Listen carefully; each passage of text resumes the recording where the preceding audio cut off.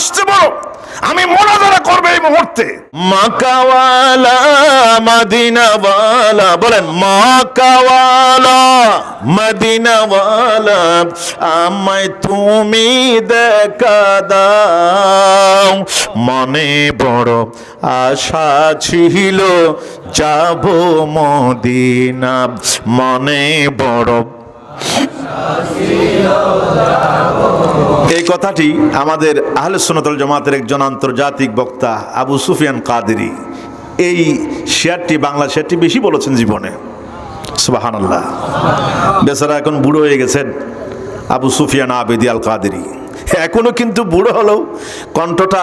এদিন আমার সাথে ফটিকছড়ি মাহফিল ছিল, ফটিকছড়ি, ওনারা আবার বিভিন্ন জায়গায় আমার ওনার সাথে প্রোগ্রাম হয়েছে। আরেকদিন উনি আসতে পারতেছিলেন না এই আমাদের চট্টগ্রাম একটা মাহফিলে, তখন আমাকে আল্লামা মতিন সাহেব মাদ্দাজিলুল আলী আমাকে ফোন দিয়েছেন যে আবু সুফিয়ান আসতে পারতেছে না, তুমি একটু যাও। তো আমাদের পাশে, বাসা থেকে ডিস্টেন্স 10 মিনিট হবে।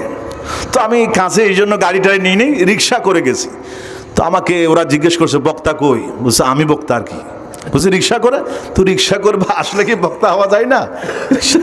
এটা কয়েক বছর আগে সিটাঙে। তো আবু সুফিয়ান আবেদি আল কাদেরী সাহেব, ওনার খেদমতে কিন্তু কম নয়, ঠিক কিনা?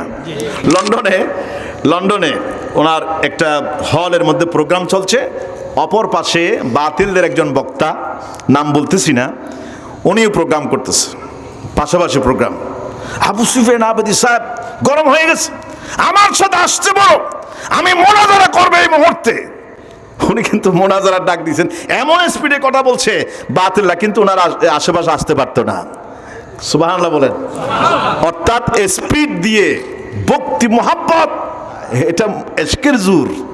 সুবহানাল্লাহ বলেন। ইমানের জোরে তিনি কথা বলতেন।